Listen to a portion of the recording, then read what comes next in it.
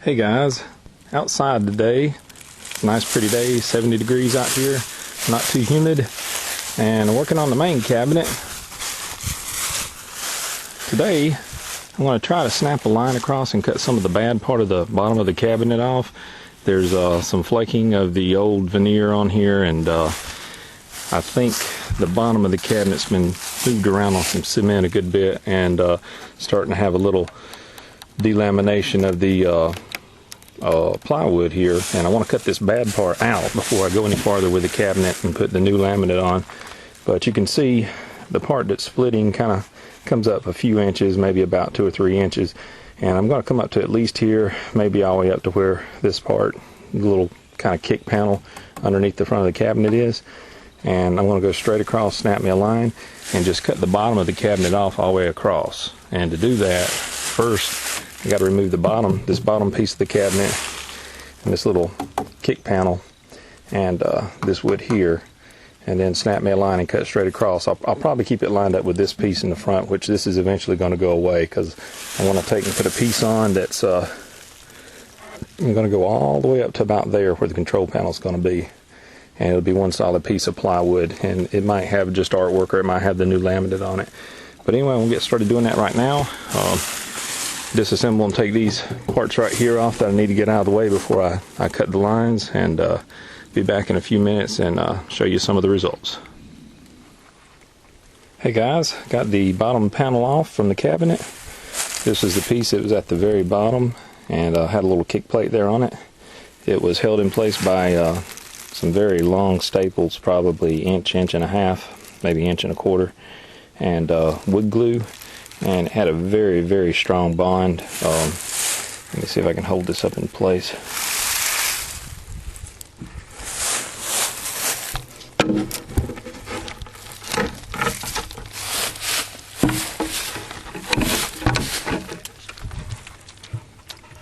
Kind of went in place like that. That piece was on inside the cabinet, but as you can see right there, there were staples protruding out of that piece of panel there that went into that wood and all the way down through, and there was some glue holding the pieces together. And then all along this seam here there was staples and wood glue, and at first it didn't want to budge, and I took this 2x4 here in place lengthwise along the bottom panel and gave it a good smack or two with a hammer, and it started working loose, and I had to work my way from end to end, and then on the upper part up here to get those those staples loose, and finally the whole thing just popped loose. So I'm going to try to reuse this piece of wood if I can. I might have to put some Kills primer on it or some paint, because it's real healthy wood. It's a good piece of wood, but it's got some staining on it where somebody might have spilled something down inside the cabinet. But it'll all clean up. I can sand it a little bit, paint it, and maybe use this piece of wood again. It's a little short for the new bottom panel that I'd like to put across, because the new bottom panel I want to put across, I want it to go the entire length, and it stops right around in here, and I'd like to take this small piece here out and get a piece that's just as long as that, plus the old bottom panel, to go across the entire bottom of the cabinet. But let me see if I can get this piece out right here, and that piece right there is helping hold the cabinet together at the moment, because you see we just have a large open space. I took the lower part of the back panel off just to get access to this and knock this loose. So all we have is the upper part of the back panel there, and that piece that used to have the speaker mounted in it. That's all that's really giving any rigidity to the cabinet at the moment. But let me do a few more things, and I'll come back at least after I get this piece right here off, and maybe after I make my cuts. Okay guys, got this other extra piece off that was mounted right here like that. I got that off, and it was a booger too, because it had a lot of wood glue right there in that joint, and it did splinter some of this wood, but I'm going to clean that up a little more. I've got some out with a chisel that I had. I don't think I'm going to keep that blocking anyway, so that whole thing might come out and it doesn't matter. But I took the front panel here, this panel that was left, and it was actually down probably about 5 inches along the line of that support, and I took a couple of screws loose on this side and on the upper side up there, and I just slid it up probably about 5 inches or so, and that's to give me clearance for my circular saw. And I probably wouldn't need it if I cut from the outside of the cabinet. If I cut from setting the saw up here on top and go across, I probably wouldn't need that clearance. But the thing is that would make my blade, it spins, as you're pushing the saw this way, it spins like that right there, kind of in a clockwise motion, and the teeth cut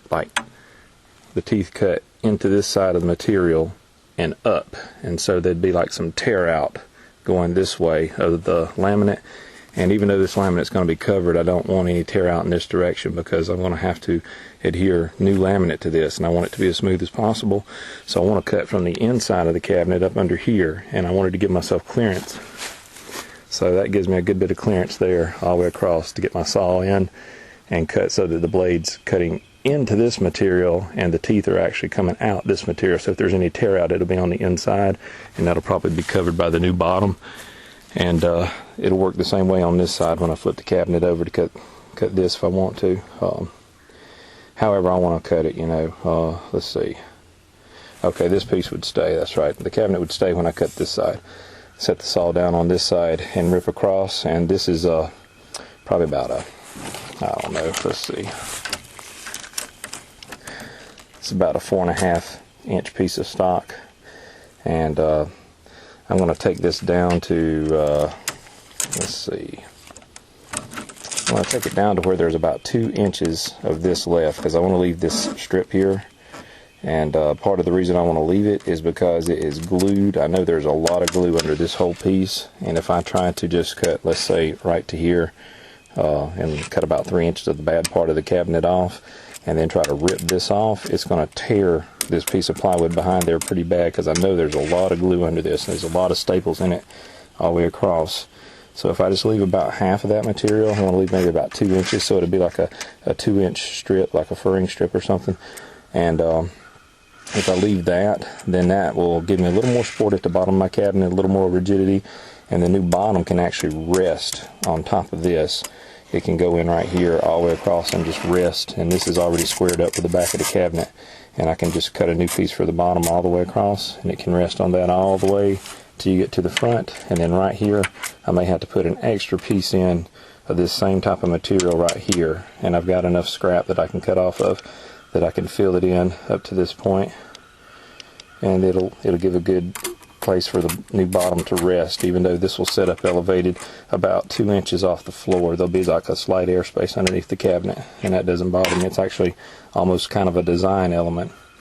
And when I get the saw to this point where it's cutting on this material, it'll just cut across through here, and I'll just have to kind of watch my saw so it doesn't wobble, and cut continually on out through here and cut that off. But that's what I'm going to do right now. I'm going to make my mark and use my framing square, and just go ahead and make a mark all the way across and start cutting. Okay, I've got my saw set. Right now we're going to be cutting through 2 pieces of this stock at one time, so we want to set the blade depth on it. And in my experience, the best thing to do is to just set your blade so it just barely peeks out past the stock. I don't know, let's see if I can get this on camera. Hope that's focusing. But you see the tooth is just barely coming through the stock that I'm going to be cutting. And if it's coming through too much, sometimes that'll create more tear out. But this works pretty good. Of course, you don't want to go too minimum, or you'll end up almost making it through the piece and having to make a second pass. But as long as this stays flush against the wood, it should be okay. And then on this end, when I get to this point right here, I'm not going to have a lot of support for the bottom of the saw. When I come out here, it may be trying to tilt forward or rock on me. This will give some support, but if it looks like I'm going to have any trouble, I'll just stop the blade about right here, and I'll take the saw out, let it spin down and take it out, and then I'll make a cut up through here to just knock this piece out, this whole entire piece. And once it's out of the way, I can use my framing square against the edge of this new cut I've made to put a line on here to continue out, and then I can continue my cut. That way we can keep it perfectly in line. And there's probably other ways to do that, but that's how I'm going to do it now. And like the guy says on New Yankee Workshop, there's not a more important safety tip than to wear these safety glasses.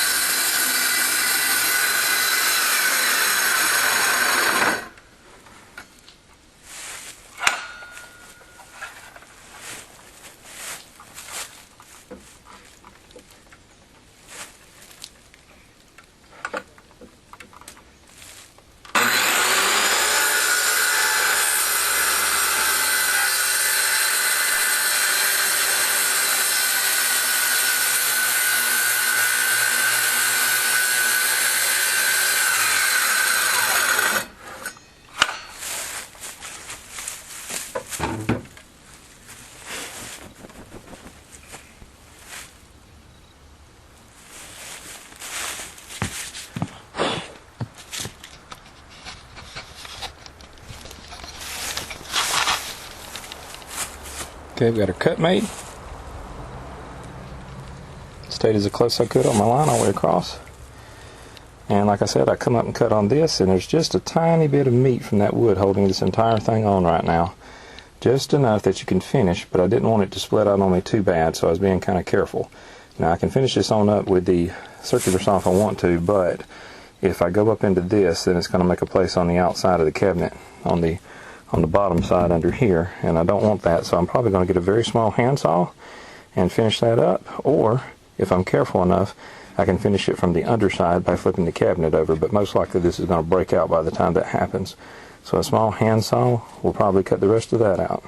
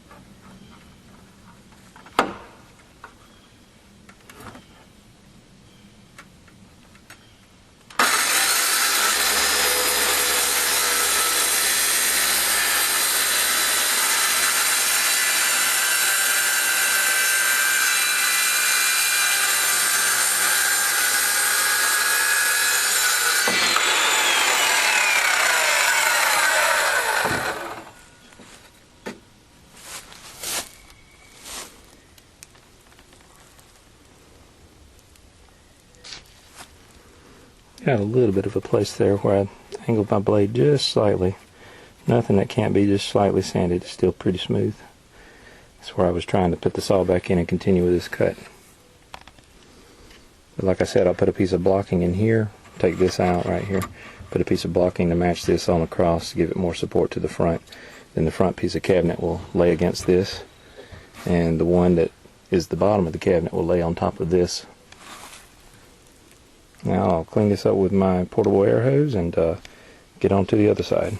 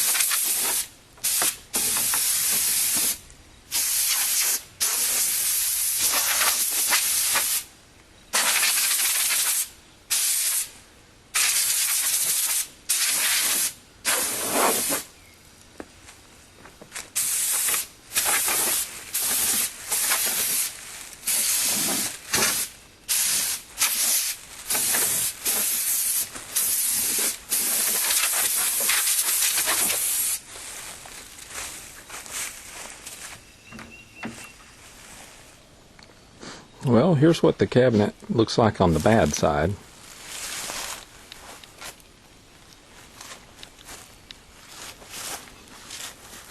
And you can see that piece of board that's still attached there, how wide it is.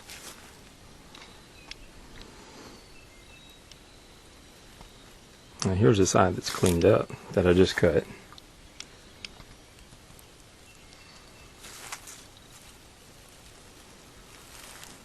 That piece of wood on this side has been cut down to exactly 2 inches.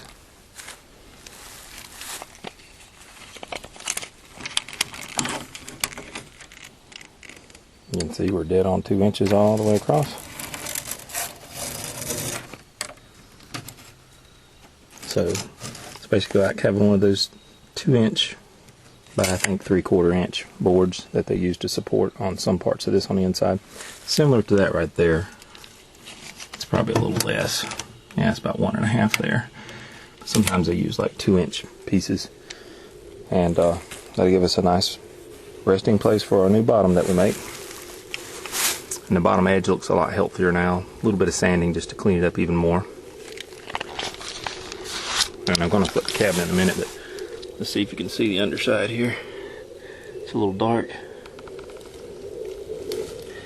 But the way I had the blade turned, it didn't hurt that old laminate very much at all. Got a pretty good, nice, clean edge all the way across. And the new laminate on top of there, after it's routed, it's going to look really good. I'm going to flip it over in a second, do the other side.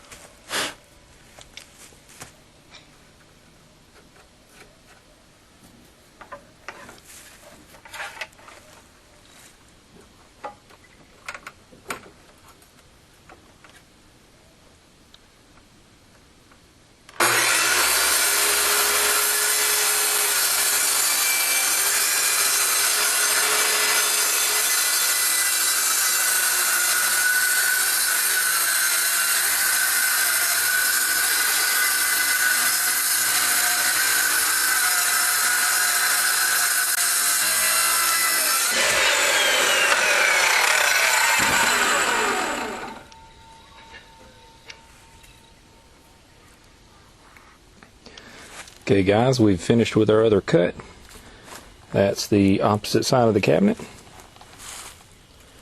It was just a little bit trickier because instead of starting from this end, it would have been awkward. I'd be trying to be halfway under the cabinet with the saw hanging out cutting. I cut from this side, the same side that I started on, moving from right to left with the other, but we had to start on this piece. And so I didn't really have a cut coming from here to kind of guide me to keep on out. So I had to start right here and start cutting. I had to put a small block here to kind of give my saw a table to rest on when I got my cut started. And it was a little harder to continue my straight line. I had my line with the framing square run all the way across here. And once you make the transition down to this lower point, you've got to really keep yourself, you know, square and lined up so you can continue your line. It took me a few minutes to kind of get that to where I thought it was close enough, and it might have been as much as a 1/16 of an inch off as I started to cut, but I slowly straightened it up, and I don't think there's, you know, any kind of discrepancy that you would notice from the other side. But got a pretty good clean cut. It chipped just a little bit right when the blade started there, but that's because this plywood was just a little bit weak. But once everything's together, that's going to be completely covered up, and then there'll be a piece of T-molding that runs down to here. Might actually run under just a couple of inches, but most likely will stop. And edge is pretty clean across through here. Got a good cut. And here's the opposite side. You can see the laminate edge came out pretty nice to be cut freehanded with a circular saw. And the way I had my blade turning, it didn't have much run out chipping the veneer or anything. If there was any of that, it came on the inside, which you can see just a hair of that, maybe like right in there, little chips like that. But that's going to be totally unnoticeable. This will be under the cabinet for its entire life. So, but I think that went pretty good. That should give us a really good surface to put the brand new black laminate on, and shouldn't have any problems at all. So it's getting kind of dark here. Sun's went down over the trees. Just went down about within the last 30 minutes. So I've got to get all my tools up, get the cabinet back inside, and I'll continue with this tomorrow, I hope. Okay guys, got the main cabinet back in the house. I don't know if you can tell in this video, but it is considerably shorter. Maybe slightly shorter than what I thought it would be when I cut that off. I was originally planning on only cutting maybe 2.5 inches off or so, and I cut 3 1/4 inches off. It feels kind of short and stubby now, but I don't think it's going to bother me at all.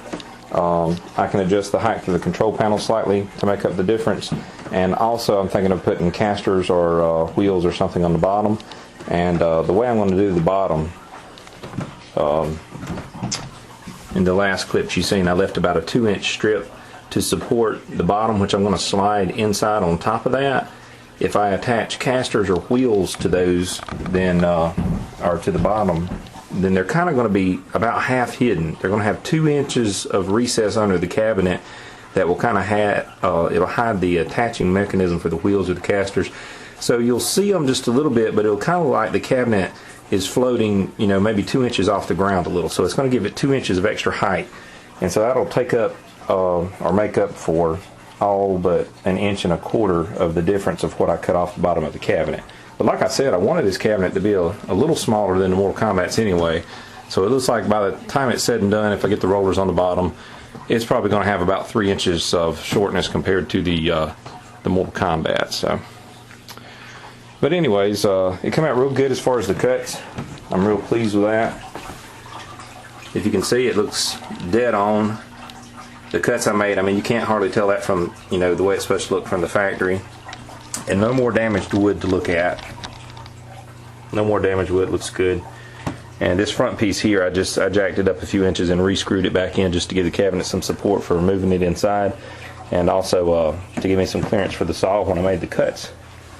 And there's the other side. That side looked really bad before, and it looks really great now. It's none of that splintery wood. None of that. Looks really good. Don't have any chips on the laminate at all. Looks really good all the way across. And it's not going to be for looks reasons, just for reasons of, you know, adhering the new laminate on top of this. So this is going to be roughed up and all, but I still wanted a really good even surface that wasn't going to try to come apart. That way the new laminate will look as good as possible. But for the new control panel, I haven't completely made my mind up yet. I've got to do some measuring because I don't want it to be too low.